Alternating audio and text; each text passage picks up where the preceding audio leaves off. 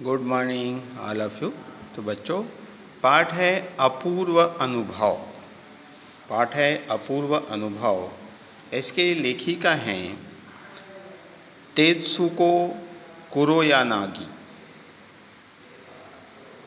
इस पाठ में, इस कहानी में एक अनोखे स्कूल के संबंध में कहा गया है। इस स्कूल में रेल की डिब्बा जो है कक्षाएं थी और गहरी जड़ों वाली पेड़ जो है स्कूल का गेट था और पेड़ की शाखाएं जो है बच्चों के खेलने के लिए स्थान थे। स्कूल के संस्थापक थे श्री कोबायाशी और लेखिका जो है इसी स्कूल की छात्रा थी। तो अपने बचपन के कुछ अनुभवों को इस पाठ के माध्यम से, इस पुस्तक के माध्यम से एक तोतो चान का एक अंश जो है अपूर्व अनुभव के नाम से उन्होंने इसमें चित्रित किया है। कहते हैं कि सभागार में शिविर लगने के 2 दिन बाद तोतो चान के लिए एक बड़ा साहस करने का दिन आया था। इस दिन उसे यासुके चान से मिलना था।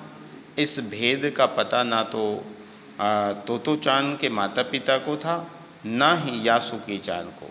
उसने यासुके चान को अपने पेड़ पर चढ़ने का न्योता दिया था। कहा जाता है कि लेखक यह कहते हैं कि कुरोयानागी कहते हैं कि तोमई की शिक्षा व्यवस्था जो है बड़ी विशेषतापूर्ण थी। वहाँ के प्रत्येक बच्चे का बाग में एक वृक्ष या एक पेड़ था। वहाँ के सभी बच्चे जो हैं अपने उस पेड़ की व्यवस्था जो है देखते हुए अपने उस एक निजी पेड़ की पूर्ण सुरक्षा करते थे। अर्थात आप यह कह सकते हो कि उस बाग में सभी पेड़ों को देख रेख करते हुए अपने एक पेड़ अर्थात एक निजी पेड़ का भी सुरक्षा का दायित्व जो है उनके ऊपर रहा करता था। एक बड़ा सा पेड़ था, उनमें से एक पेड़ तोतो चान का था जो मैदान के बाहर में, जहाँ से कुनोहो बुतुस के लिए सड़क जाती है, उस पेड़ पर चढ़ने पर बार बार चढ़ने वाले के पैर फिसल जाते थे। यदि कोई अच्छा पेड़ पर चढ़ने वाला कोई हो और वह 6 फुट तक यदि चढ़ जावे तो वास्तव में ये बहुत बड़ी बात होती थी। लेखक यह भी बात कहते हैं कि उस पेड़ की 2 शाखा थे, 2 शाखा तक पहुंचा जा सकता था। यह जगह एक झूले की तरह आरामदायक थी एवं आनंदमय विश्राम स्थल के समान प्रतीत होता था। वो 2 शाखा के मध्य बैठने और लेटने तक का पर्याप्त स्थान था। तोतो चान जो है अपना अधिकतर समय जो है यहीं पर बिताती थी, क्योंकि यह बड़ा सुखद अनुभव वाला स्थान था। कहा जाता है कि तोमोई का अर्थात इस स्कूल का प्रत्येक बच्चा जो है अपने अपने पेड़ को अपनी स्वयं की संपत्ति मानता था। प्रत्येक बच्चों को पेड़ से लगाव था एवं पूरी तन्मयता के साथ बच्चे जो है अपने पेड़ की सुरक्षा करते थे। यदि दूसरे के पेड़ में या दूसरे अन्य किसी के पेड़ में चढ़ना होता था तो प्रत्येक बच्चा जो है आपस में पूरी सभ्यता और शिष्टता के साथ अनुशासित तरीके से उससे पहले अनुमति लेता था, तब कहीं जाकर दूसरे के पेड़ में चढ़ा करते थे। कहा जाता है कि उन दोनों को, लेखक कहते हैं कि उन दोनों को बिल्कुल भी पता नहीं चला कि यासुके चान को पेड़ पर ऊपर चढ़ने में कितना समय लगा है। सूर्य की गर्मी जो है तेज थी, उन पर पड़ रहे थे और दोनों का ध्यान जो है यासुके चान के ऊपर चढ़ने में लगा है। तोतो चान जो है नीचे से उसका एक एक पैर सीढ़ी पर रखने के लिए मदद कर रही थी। उसने अपने सिर के बल का प्रयोग करके भी सहारा दिया। यासुके चान ने अपनी पूरी ताकत जो है ऊपर चढ़ने में झोंक दी। संघर्ष करने के बाद अंत में ऊपर चढ़ने में सक्षम हो गया। तोतो चान की मदद की भावना सर्वोत्तम मानवतावाद की भावना की ओर इशारा करती है। वास्तव में मानव को तोतो चान की तरह सेवाभावी होना चाहिए। ठीक है, वास्तव में मनुष्य को तोतो चान की तरह सेवाभावी होने चाहिए।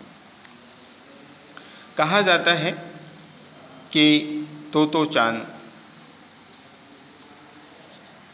चान जो है एक ऐसी बालिका थी कि आज यासुकी चान के ऊपर चढ़ने में लगा है। अर्थात आप यह कह सकते हो कि यासुकी चान के ऊपर चढ़ने में तोतो चान नीचे से उसका एक एक पैर सीढ़ी पर रखे हुए थे। अर्थात इसमें यहाँ पर सहायता इसलिए कर रहे थे क्योंकि यासुकी चान जो है पोलियो से ग्रसित थी। ठीक है। और यह भी बात कहा गया, लेखक कहता है कि यासुकी चान पर पेड़ पर चढ़ने का जोखिम भरा कार्य किया जा रहा है। तोतो चान द्वारा यासुकी को पेड़ पर ऊपर खींचा जा रहा था। यासुकी चान को तोतो चान पर पूरा भरोसा है। देखिए, यासुकी चान जो है किस पर भरोसा करता है? तोतो चान पर पूरा भरोसा करता है और आत्मविश्वास है। अपने छोटे छोटे हाथों से वह जो है यासुकी चान को पूरी ताकत से अपनी ओर खींचने लगी। जब व्यक्ति एक दूसरे की सहायता करने के लिए तत्पर होते हैं, तैयार होते हैं, तब प्रकृति भी हमारा साथ देती है। बादल का एक बड़ा टुकड़ा जो है अपना आंचल फैलाए छाया कर रहा था। प्रकृति भी उसी समय अपना आशीर्वाद प्रदान कर रहा हो, ऐसा प्रतीत हो रहा था। ऐसा लग रहा था कि यह प्रकृति जो आशीर्वाद दे रहा है और छाया के रूप में वो आशीर्वाद प्रदान कर रहा है। लेखक कहता है कि मेरी बहन जो है अमेरिका में, उसे ज्ञात हुआ है कि वहाँ एक देखने के लिए विशेष डिब्बे वाली आकृति की चीज़ होती है जिसे टेलीविज़न कहते हैं। और उन्होंने यह भी बताया कि उस पर हम घर बैठे दुनिया के समाचार, खोज खबर जो है पा सकते हैं, खोज खबर देख सकते हैं। हमारे जापान में भी जब यह विशेष डिब्बा आएगा तो हम भी घर बैठे सब कुछ देख पाएंगे।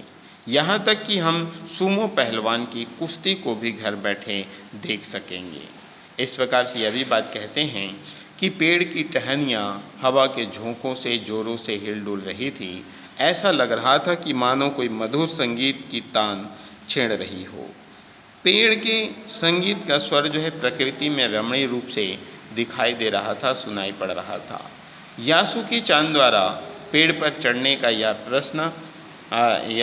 प्रथम अवसर था। वह बेहद प्रसन्न और आनंदित थी, वह आनंदमय था। यह वह मौका या अवसर था जब यासुकी चान का मन उमंग की हिलोरों से प्रसन्न दिखाई दे रहा था। वास्तव में पेड़ चढ़ना एक अच्छा व्यायाम है। पेड़ पर भी समस्त प्रकार के योगाभ्यास किए जा सकते हैं। पेड़ हमारे जीवन के लिए अभिन्न अंग है। शुद्ध ऑक्सीजन, फल फूल, पत्तियाँ, लकड़ी आदि उपलब्ध कराते हैं। यासुकी चान को पोलियो था, इसलिए वह न तो पेड़ पर चढ़ पाता था और न ही पेड़ को अपनी निजी संपत्ति मानता था। यासुकी चान को भी पेड़ों से आंतरिक लगाव था, लेकिन वह क्या करता, बेचारा जो है विवश और मजबूर था। अतएव यासुकी इस अपूर्व अनुभव से वंचित था। वास्तव में यहाँ पर पर्यावरण की सुरक्षा के दृष्टि से ये पाठ जो है चित्रित किया गया है और साथ ही साथ विद्यालय में पढ़ने वाले बच्चे जो है किस प्रकार से अपने एक एक पेड़ की देखभाल करते हैं, किस प्रकार से एक एक पेड़ की सुरक्षा करते हैं और एक एक पेड़ को अपना व्यक्तिगत पेड़ मानकर उसको उसके विकास में सहायता करते हैं, ये सारी बात जो इस पाठ में कहा गया है। तो ये पाठ समाप्त हो गया। धन्यवाद।